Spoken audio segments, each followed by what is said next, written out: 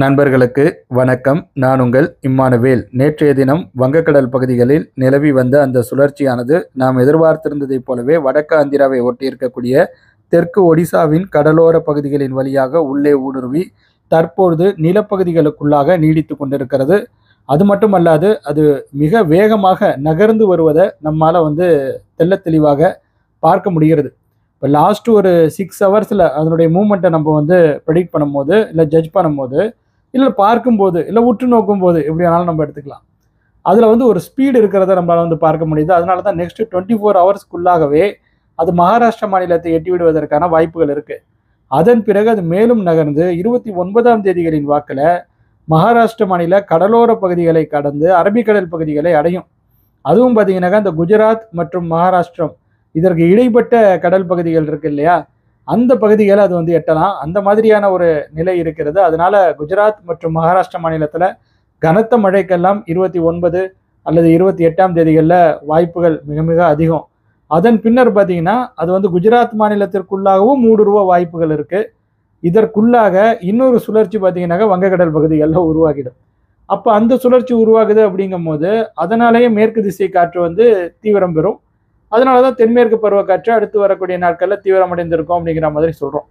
இன்றைக்கு எந்தெந்த பகுதிகளில் மழை வாய்ப்புகள் இருக்குது அப்படிங்கிற மாதிரி கேட்டிங்கனாக்கா, இன்றைக்கும் மேற்கு தொடர்ச்சி மலை மற்றும் அதனை ஒட்டி இருக்கக்கூடிய இடங்களில் மழைக்கான வாய்ப்புகள் என்பது இருக்கிறது. கன்னியாகுமரி மாவட்டத்தில் நெக்ஸ்ட் 24 ஹவர்ஸ்லேயும் மழையானது பதிவாகும். அதே போல் கர்நாடக மாநில காவிரி நீர்பிடிப்பு பகுதிகளிலும் சில இடங்களில் கனமழை முதல் மிக கனத்த மழையை நம்ம எதிர்பார்க்கலாம். பெங்களூர் மாநகர் மற்றும் அதனுடைய புறநகர் பகுதிகள் உட்பட தெற்கு கர்நாடக மாநில பகுதிகளில் காற்றின் வேகம் அதிகரித்து திடீரென வானம் இருட்டி கொண்டு மேகமூட்டத்துடன் தான் காணப்படும். திடீர்னு சாரல், தூறல், சில நிமிட மழை இந்த மாதிரிலாம் பதிவாக வாய்ப்புகள்லாம் இருக்குது. இல்லை விட்டு விட்டு தூறல் மழை பெங்களூர் மாநகர் மற்றும் அதனுடைய புறநகர் பகுதிகளில் தொடர்வதற்கான அமைப்புகளும் இருக்குது. இதே மாதிரியே தான் வேலூர், சித்தூர் இடைப்பட்டு இருக்கக்கூடிய பகுதிகளுக்கும் கொஞ்சம் சாதகமான ஒரு கண்டிஷன்ஸ் தான். காற்றின் வேகம் அதிகரித்திருக்கும். சித்தூர் மாதிரியான இடங்களில் அவ்வப்பொழுது திடீரென வானம் மிரட்டி கொண்டு மேகமூட்டத்துடன் காணப்பட்டு மழை பதிவாகலாம். இல்லைன்னா ஃப்ளாட்டாக சாரல், தூறல் இந்த மாதிரி போட்டுக்கிட்டு இருக்கும். தமிழகத்தினுடைய உட்பகுதிகளுக்கு மழை வாய்ப்பு இருக்கான்னு கேட்டிங்கன்னா, முதல்ல நம்ம மேற்கு தொடர்ச்சி மலைப்பகுதிகளை பார்த்துருவோம். நெல்லை மாவட்ட மேற்கு தொடர்ச்சி மலைப்பகுதிகளுக்கும் மழை வாய்ப்பு இருக்குது. அதே போல் விருதுநகர் மாவட்ட மேற்கு பகுதிகளிலும் சில இடங்களில் நம்ம மழையை எக்ஸ்பெக்ட் பண்ணலாம். நீலகிரி மாவட்டத்திலும் மழையானது பதிவாகலாம். வால்பாறை மற்றும் அதன் சுற்றுவட்டார பகுதிகளுக்கும் மழை வாய்ப்புகள் இருக்குது. இவை போக பார்த்தீங்கன்னாக்கா சேலம் மாவட்டத்தினுடைய ஒரு சில இடங்களில் கூட திடீரென அந்த மாதிரி அந்த சடன் இதுன்னு சொல்லுவாங்க இல்லையா, நேற்று குரோம்பேட்லலாம் நடந்ததில்லை, திடீர்னு பார்த்தீங்கன்னாக்கா அப்படியே ஒரு மாதிரியாக காற்றின் வேகமெல்லாம் அதிகரித்து, அதாவது காற்றின் வேகம் அதிகரித்து சில நிமிடம் மழை பதிவாகி அதுக்கப்புறம் ஆஃப் ஆனது. அந்த மாதிரியான விஷயங்கள்லாம் சேலம் மாவட்டத்தில் நடக்கலாம். அதற்கான அமைப்பு என்பது இருக்கிறது.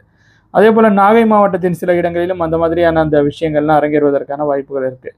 பட் மெயினாக எந்த பகுதிகள் அட்வான்டேஜ் அடையும்னு பார்த்தீங்கன்னாக்கா, சென்னை, புதுச்சேரி இடைப்பட்டு இருக்கக்கூடிய அந்த கிழக்கு கடற்கரை சாலை பகுதிகள் மற்றும் அதனை ஒட்டி இருக்கக்கூடிய புறவழிச்சாலை பகுதிகள், சென்னை மாநகர் மற்றும் அதனுடைய புறநகர் பகுதிகளிலும் திடீரென சில இடங்களில் அங்கொன்றும் இங்கொன்றுமாக வானம் மிரட்டி கொண்டு மேகமூட்டத்துடன் காணப்பட்டு சில நிமிடம் மழை பதிவானது என்றால் நீங்கள் ஆச்சரியம் கொள்ள தேவை கிடையாது. மாலை மற்றும் இரவு நேரங்களில் மழை வாய்ப்புகள் என்பது இருக்கிறது சென்னை மாநகர் மற்றும் அதனுடைய புறநகர் பகுதிகளுக்கு. அதே போல் சென்னை, புதுச்சேரி இடைப்பட்டு இருக்கக்கூடிய பகுதிகளுக்கு.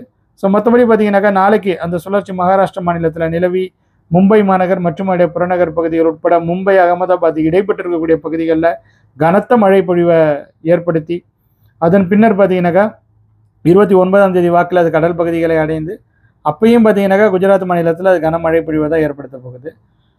இப்போ 29ஆம் தேதி அன்றே நம்ம வங்கக்கடல் பகுதிகளில் ஒரு சுழற்சியை எக்ஸ்பெக்ட் பண்ணுறோம் 29ஆம் தேதி வாக்கில். அதன் பிறகு அந்த சுழற்சியும் பார்த்தீங்கன்னா கிட்டத்தட்ட ஆந்திரா அருகில் தான், வடக்கு ஆந்திரா மற்றும் தெற்கு ஒடிசா அருகில் தான் நிலை கொள்ளும். அதன் பிறகு அதுவும் கடலோர பகுதிகளின் வழியாக உள்ளே ஊடுருவ முற்படும். இதன் பிறகு தான் வரக்கூடிய ஒரு சுழற்சிகளை நம்ம உற்று நோக்கணும். அதாவது அதன் பிறகு சுழற்சிகள் வந்துட்டு தான் இருக்கும். ஏன்னா அந்த மாதிரி தான் கண்டிஷன்ஸ் இருக்குது. இப்போ அக்டோபர் முதல் வாரத்தில் ஒரு சுழற்சி வருது அப்படிங்கிற மாதிரி வைத்துக்கொள்வோம். அதுவும் அந்த இடத்துல இருக்கிறதுனால அப்பயும் மேற்கு திசை காற்று அதிகரிக்கலாம். பட் 3ஆம் தேதிக்கு பிறகு பார்த்தீங்கன்னாக்கா கண்டிஷன்ஸ் சேஞ்ச் ஆகுவதற்கான வாய்ப்புகள் இருக்குது. சுழற்சி அதற்கு பிறகும் உருவாகி வரும் நம்முடைய வங்கக்கடல் பகுதிகளுக்கு. பட் இந்த மாதிரி ஹையர் லேட்டிடியூடில் வருதா அப்படிங்கிறத நம்ம பார்க்கணும். ஏன்னா தென்மேற்கு பருவமழை விலகல் அறிவிப்பு என்பதும் மிக சரியாக நடந்து கொண்டிருக்கிறது. வட இந்திய பகுதிகளில், வடமேற்கு இந்திய பகுதிகளில் விரைவாகவே அது விலகி கொண்டிருக்கிறது. நல்ல முறையில் விலகி கொண்டிருக்கிறது. இதே மாதிரியே அது கரெக்டாக நடந்தது அப்படிங்கும் போது இப்போ அக்டோபர் மாத முதல் வார இறுதியில் அல்லது முதல் வாரத்திற்கு பிறகு பார்த்தீங்கன்னாக்கா மத்திய இந்திய பகுதிகளில் மழை ஆக்டிவிட்டிஸ் வந்து குறையுதான்னு பார்ப்போம். குறிப்பாக 9ஆம் தேதி இல்லை 10ஆம் தேதி வாக்கில் மத்திய இந்திய பகுதிகளில் ஆக்டிவிட்டிஸ் ஃபுல்லாகவே உங்களுக்கு வந்து குறைஞ்சிடும் அப்படிங்கிற மாதிரி தான் நம்ம வந்து எதிர்பார்க்குறோம். ஸோ மத்திய பிரதேசத்துலலாம் வந்து ஆக்டிவிட்டிஸ் கம்மியாயிட்டு அப்படிங்கும் போது ஆட்டோமேட்டிக்காக அது வந்து நமக்கான வடகிழக்கு பருவமழைக்கு ஃபேவரபுளான கண்டிஷன்ஸை உருவாக்கக்கூடிய அந்த நிலையை வந்து ஏற்படுத்தி கொடுக்கும். அதன் பிறகு பார்த்தீங்கன்னாக்கா வடகிழக்கு இந்திய பகுதிகளிலையும் பார்த்தீங்கன்னா ஆக்டிவிட்டிஸ் வந்து குறையணும். ஓரளவிற்கு குறையுது அப்படிங்கும் போது நமக்கு தெரிஞ்சிடும், சர்க்குலேஷன் உள்ளே வரும்பொழுது அது எப்படி வருதுங்கிறது தெரிஞ்சிடும். இன்னும் கொஞ்சம் நாளில் அதற்கான டீட்டெயில்டு இன்ஃபர்மேஷன்ஸ்லாம் நமக்கே வந்து கிடச்சிரும். ஸோ எப்படியும் நம்ம வந்து வடகிழக்கு பருவமழையை 3வது வாரத்தில் எதிர்பார்க்குறோம் 2025ஆம் ஆண்டில். அந்த மாதிரியே பதிவாகிடும் அப்படிங்கிற மாதிரி நம்ம வந்து எக்ஸ்பெக்ட் பண்ணலாம். அண்ட் இந்த இடைப்பட்டு இருக்கக்கூடிய நாட்கள் இருக்கு இல்லையா, அந்த டிரான்சிஷன் பீரியட், அதுதான் தமிழகத்திற்கு சிறப்பான மழை பொழிவை கொடுக்கும். பாலக்காடு கணவாய் பகுதிகளுக்கும் சிறப்பான மழை பொழிவை கொடுக்கும். இப்போ லாஸ்ட் 24 ஹவர்ஸில் பெருஞ்சாணி அணையில் 83 மில்லிமீட்டர், புத்தன் அணை 76 மில்லிமீட்டர், திருப்பரப்பு 66 மில்லிமீட்டர், சித்தாரல் கன்னியாகுமரி மாவட்டம் 64 மில்லிமீட்டர், ஊத்து நெல்லை மாவட்டம் 63 மில்லிமீட்டர், சின்கோனா கோயம்புத்தூர் மாவட்டம் 59 மில்லிமீட்டர், சுரலக்கோடு கன்னியாகுமரி மாவட்டம் 86 மில்லிமீட்டர், நாலுமுக்கு திருநெல்வேலி மாவட்டம் 86 மில்லிமீட்டர், சோலையாறு கோயம்புத்தூர் மாவட்டம் 55 மில்லிமீட்டர், பெரியார் அணை தேனி மாவட்டம் 49 மில்லிமீட்டர், கோழிப்போர்விலை கன்னியாகுமரி மாவட்டம் 48 மில்லிமீட்டர், சின்னக்கல்லார் கோயம்புத்தூர் மாவட்டம் 48 மில்லிமீட்டர், குழித்துறை கன்னியாகுமரி மாவட்டம் 46 மில்லிமீட்டர், காக்காட்சி அணை நெல்லை மாவட்டம் 44 மில்லிமீட்டர், பேச்சிப்பாறை கன்னியாகுமரி மாவட்டம் 44 மில்லிமீட்டர், மாம்பழத்துறையாறு கன்னியாகுமரி மாவட்டம் 41 மில்லிமீட்டர், ஆனைக்கிடங்கு கன்னியாகுமரி மாவட்டம் 40 மில்லிமீட்டர், அரல்வாய்மொழி கன்னியாகுமரி மாவட்டம் 40 மில்லிமீட்டர், சிவலோகம் கன்னியாகுமரி மாவட்டம் 39 மில்லிமீட்டர், மாஞ்சோலை நெல்லை மாவட்டம் 38 மில்லிமீட்டர், அவலாஞ்சி நீலகிரி மாவட்டம் 37 மில்லிமீட்டர், அடையாமடை கன்னியாகுமரி மாவட்டம் 37 மில்லிமீட்டர், கழியல் கன்னியாகுமரி மாவட்டம் 34 மில்லிமீட்டர், பாலமோர் கன்னியாகுமரி மாவட்டம் 32 மில்லிமீட்டர், வால்பாறை பிஏபி கோயம்புத்தூர் மாவட்டம் 31 மில்லிமீட்டர், முக்கூடல் அணை 29 மில்லிமீட்டர், தக்கலை 28 மில்லிமீட்டர், வால்பாறை தாலுகா அலுவலகம் 28 மில்லிமீட்டர், நாகர்கோயில் 25 மில்லிமீட்டர் என பல இடங்களில் மழை வந்து பதிவாக இருக்குது. குறிப்பாக கன்னியாகுமரி மாவட்டத்தில் நல்ல பரவலான மழை தான் வந்து பதிவாக இருக்கிறது. குறிப்பாக அந்த மேற்கு பகுதிகளில் உங்களது பகுதியின் நிலவரத்தை எங்கள் கூட பகிர்ந்து கொள்ளுங்கள். அவ்வளோதான் தோழர்களை இந்த காணொலியை பொறுத்த வரைக்கும்.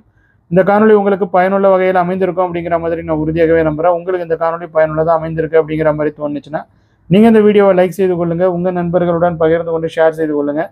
மறக்காமல் நமது யூடியூப் பக்கத்திற்கும் முகநூல் பக்கத்திற்கும் சப்ஸ்கிரைப் மற்றும் ஃபாலோ செய்து வைத்துக் கொள்ளுங்கள். வானிலை தொடர்பான மேலும் பல சுவாரஸ்யமான தகவல்களுடன் அடுத்தடுத்த வீடியோஸில் உங்கள் அனைவரையும் சந்திக்கிறேன். அதுவரையில் உங்களிடமிருந்து விடைபெற்றுக் கொள்வது உங்கள் இம்மானுவேல். நன்றி, வணக்கம்.